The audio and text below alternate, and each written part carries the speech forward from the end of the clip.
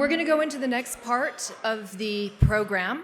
We're going to hear from the co-chairs of ORF America's Board of Directors. First, Sunjoy Joshi for a few words on India in the world in 2023.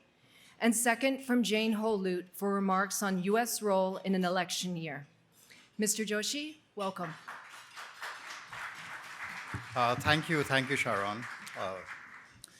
And first of all, let me thank everybody in this room. First of all, this board of directors, my co-chair, the advisory board, who are all here, excellencies who are present. ORF America and ORF owe a special debt of gratitude to all of you for our board. ORF was born as, Dhruva was telling you, as a pandemic baby. And being born as a pandemic baby, it had a really tough time. It was only the kind of board we had, the advisory board we had, and so many people in this room who are present here today who helped us along, helped it to walk, to run, and maybe now you'll help it to soar and move ahead. So I really look forward to this interaction this evening. Thank you all for being here. Well, I've been asked to actually retrospect on India 2023. The rest of them will be giving you a more prospective vision of, you just heard about India-US relationship or where it is headed. I've been asked to retrospect on what India was in 2023, how did we see the world, where did we move. India in 2023 was, well, you all know it was the G20 year.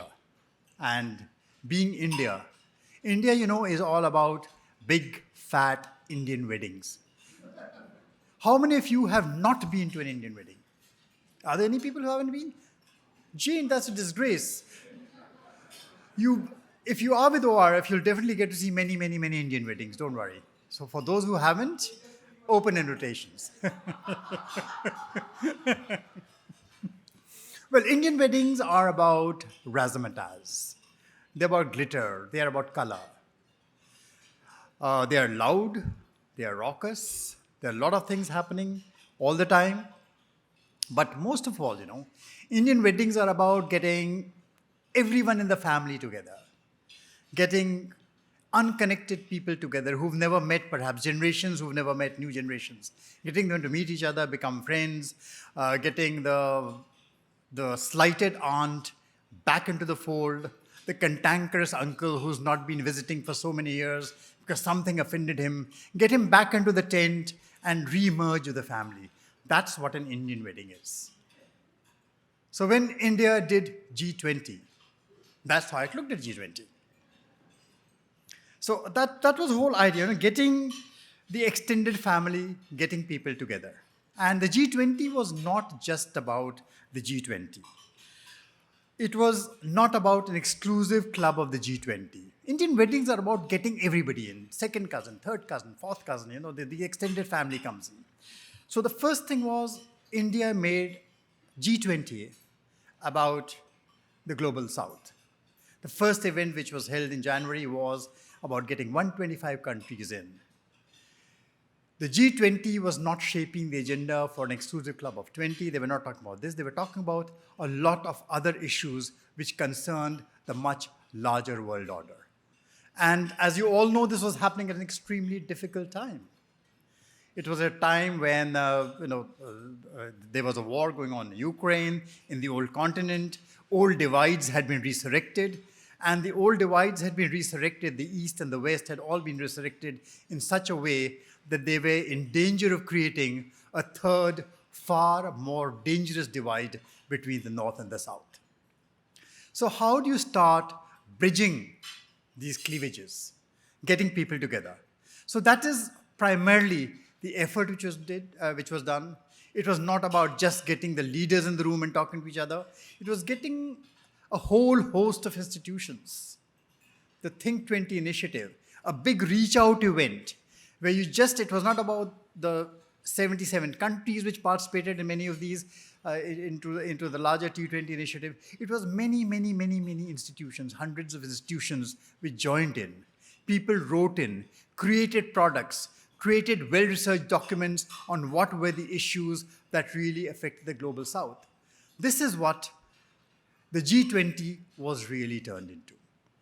And as a result of that, so India's exercise became about reestablishing the identity of the global South, uh, not to set it up against the North, not as something in confrontation, not as something who were in different sides of the court, but really about giving its true identity to make it synonymous with what the real issues were, making it synonymous with green, tech, gender sensitivity, development issues, climate change, bringing those back to the agenda of the G20.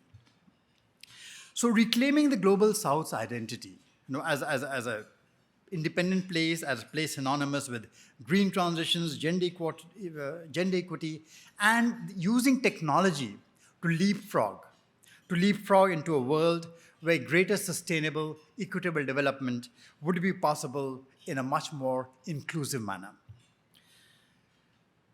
And why is this important? This was important because, you see, the whole idea is that if the problems today of the global North are going to be sorted out, whether you start looking at issues of migration, the boat people coming in, the threats to the borders of many of these countries, which are throwing up a very fractured kind of populist, domestic, nationalist politics, the answers to those problems, the remedies to those problems have to be found not in the North, but in the global South.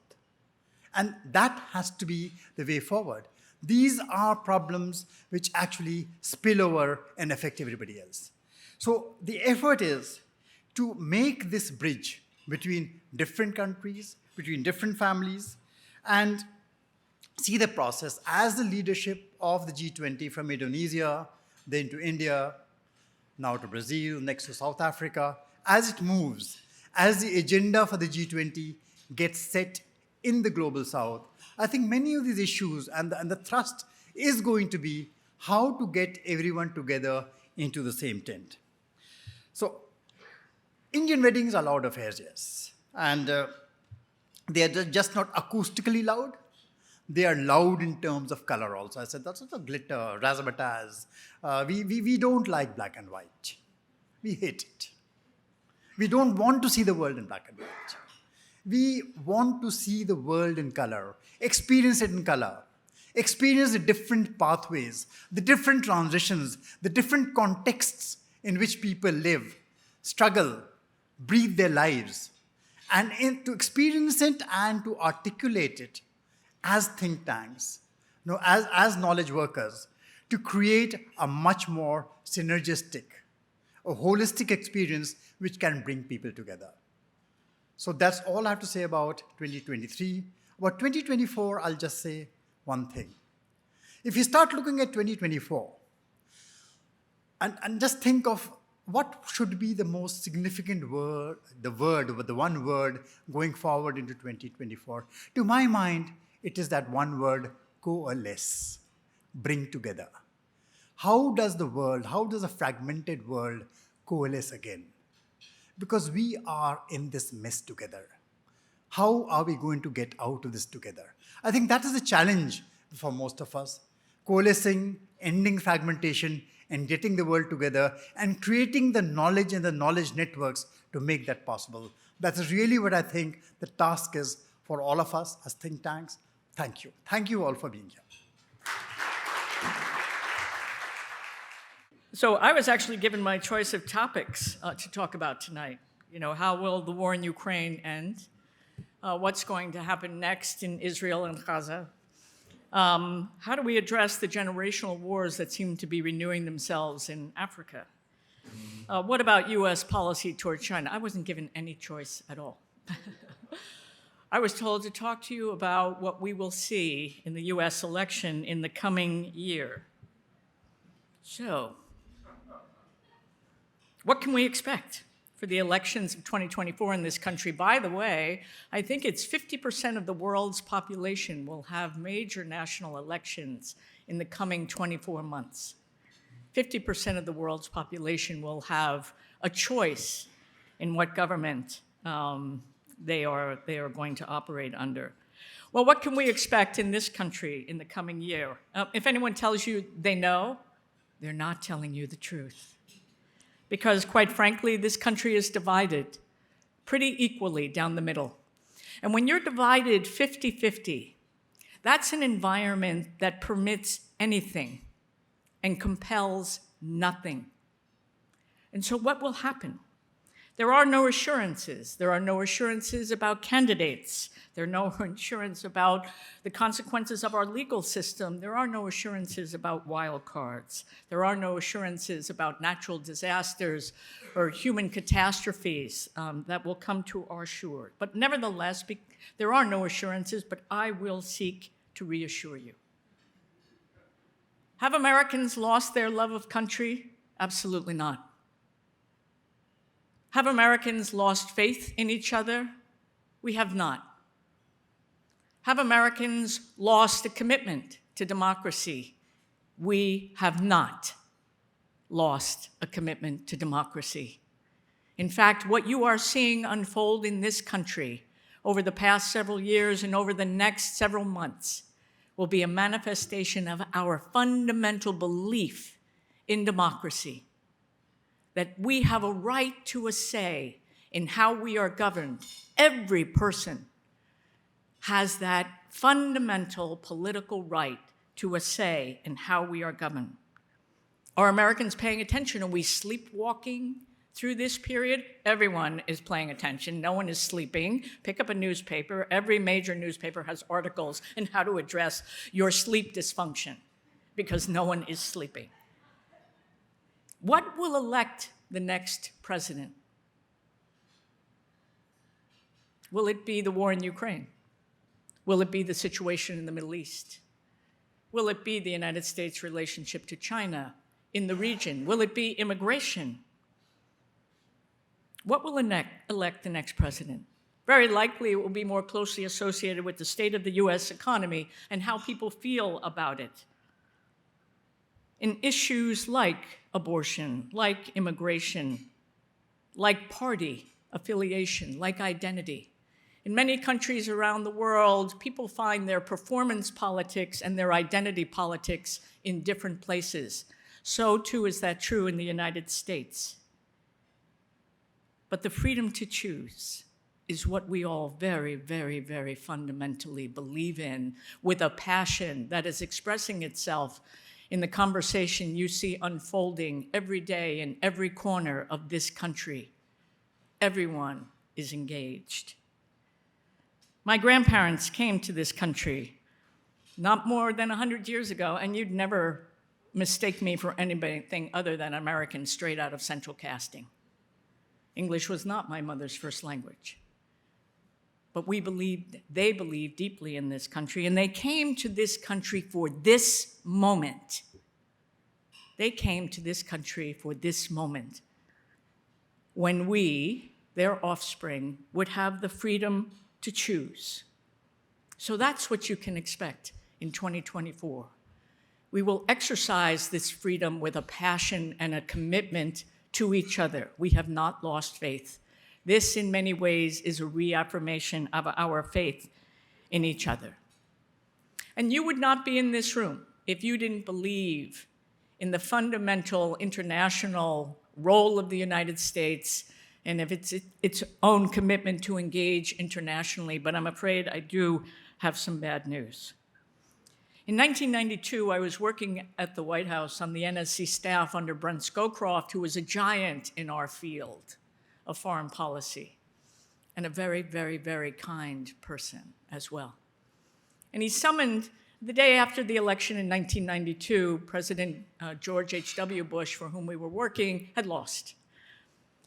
And General Scowcroft summoned the entire NSC staff into the Cordell Hull conference room. It's about half the size of this room, and we all fit. And Brent walked in and said, okay, we've all just been fired. But you can take some solace in the fact that foreign policy had nothing to do with it. But foreign policy and international engagement has everything to do with ORF. Its flagship enterprise, the Racine Dialogue, is, for my money, the hottest ticket in the world in any given year. It is the most important dialogue internationally that exists far more, in my view, than Munich, and far more even than the World Economic Forum. And I realize I may be ruffling some feathers. It goes with the territory that I mentioned I was straight out of central casting. But Racina brings together generations and ideas and peoples that don't typically talk to each other with the intensity and the expertise and the commitment to outcomes that it does in this conversation. So my hat's off to Samir, to our colleagues, Dhruva in ORF America, and to all of you for restating your commitment to the importance of this dialogue. And I'll just say one more thing. We're going to scare you to death over the next 11 months, so buckle up.